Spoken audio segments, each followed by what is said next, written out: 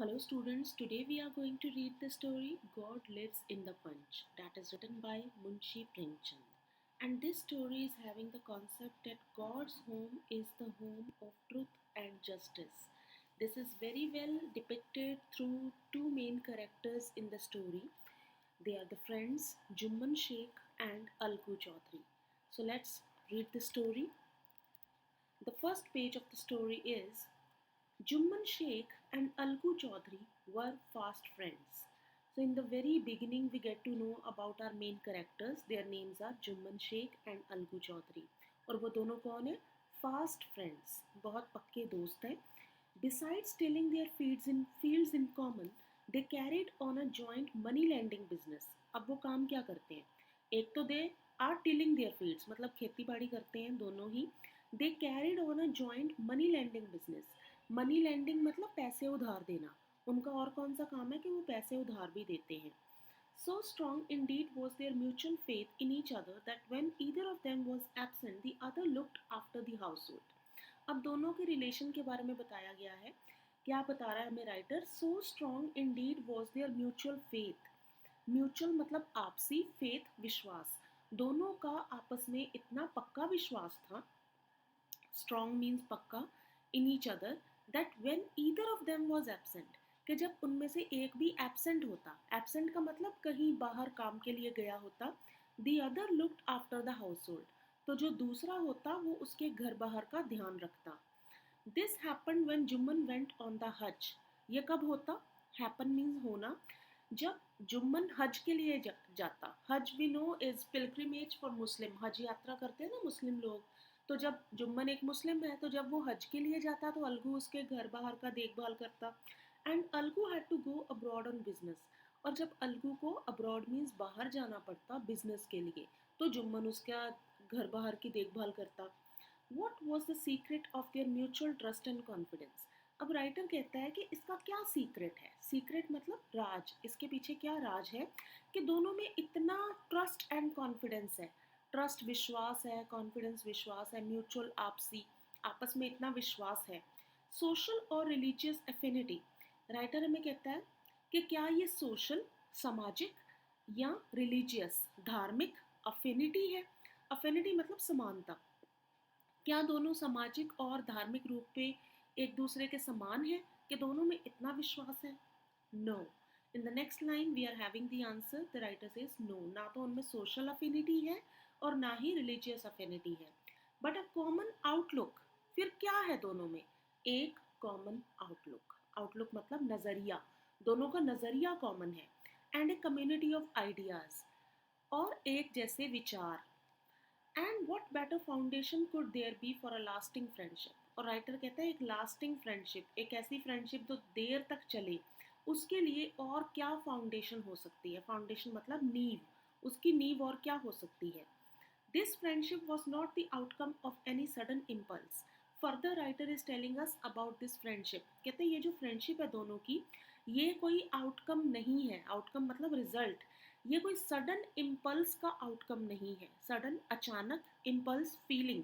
ये कोई अचानक की आई फीलिंग, अचानक भावना का आउटकम का रिजल्ट नहीं है. It dated from the days of their childhood. ये कब से है फ्रेंडशिप? उनके चाइल्डहुड डेज से. चाइल्डहुड मतलब बचपन. उनके बचपन से दोनों में फ्रेंडशिप है. When Algu sat for his lessons at the feet of जुम्मन्स father. मतलब जुम्मन के फादर टीचर थे और अलगू जब पढ़ने के लिए जुम्मन के फादर के पास जाता था. Who had his own notions on how to bring up a lad. और जुम्मन के फादर के अपने नोशंस थे. नोशंस मतलब आइडियाज. अपने आइडियाज थे कि एक लड़के को कैसे बड़ा करना चाहिए. Bring up a lad. Lad means boy. Bring up means पालन पोषण करना.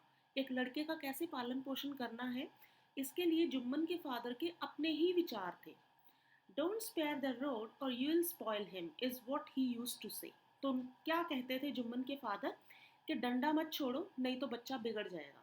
अगर आप चाहते हो कि आपका बच्चा सही रहे तो इसके लिए डंडा हाथ में रखो. Means he is having a very strict attitude towards rearing up of children. कि बच्चों को अगर बड़ा करना है तो स्ट्रिक्ट रहना होगा अगर आप चाहते हो कि वो सही रहे. He practiced this precept in the case of his own son Jumman.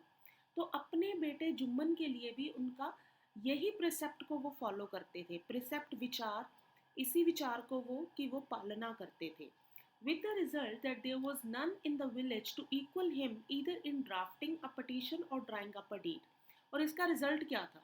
नतीजा ये था, there was none in the village. Village में ऐसा कोई नहीं था to equal him, जो उसकी समानता कर सके। Either in drafting a petition.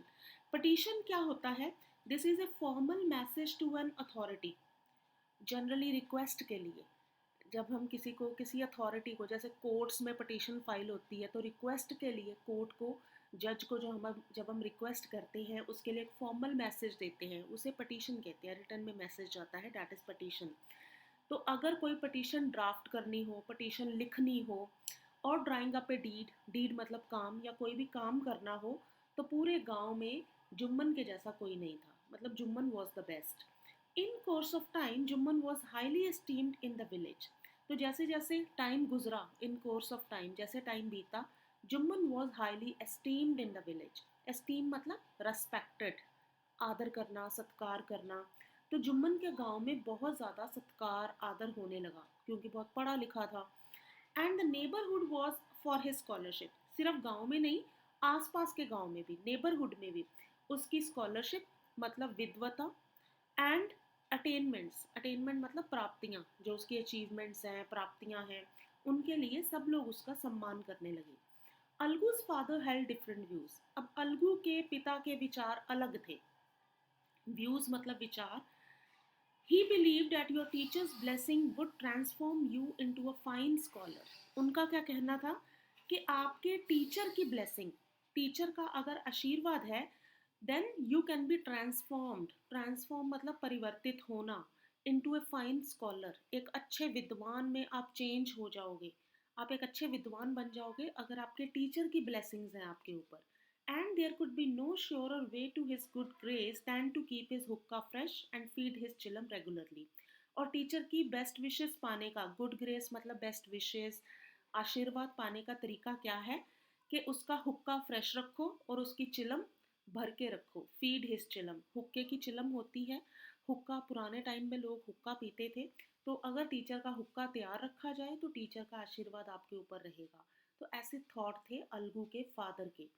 Poor Algu was never found wanting in this service. अब अलगू ने यही सोच सीखा था, तो he was never found wanting means he was always present, हमेशा हाजिर रहता था इस सर्विस के लिए, इस काम के लिए। मतलब उसका ध्यान पढ़ाई में कम और हुक्के की तरफ ज़्यादा रहता था कि इसको तैयार करना है मैंने। And if in the end he fail to acquire much learning, और अगर आखिर में उसको ज़्यादा लर्निंग नहीं मिल पाई, मतलब वो ज़्यादा पढ़ नहीं पाया, the fault was not his, तो गलती उसकी नहीं थी, फॉल्ट मतलब गलती, but that of the stars, पर ये सितारों की गलती थी, मतलब उसकी किस्मत में ऐसा लिखा था कि वो ना पढ़े। सो आर्ग्यूड हिज ओल्ड फादर, उसके बूढ़े पिता ऐसी आर्गूमेंट देते थे, ऐसी दलीलें देते थे कि अगर मेरा बेटा नहीं पढ़ा तो इसकी किस्मत में ही ऐसा लिखा है। So this is the first page of the story God Lives in the Punch, this, which is quite lengthy one. So I've divided this video into 9 parts. For other links, you have to go to the description box. Thank you.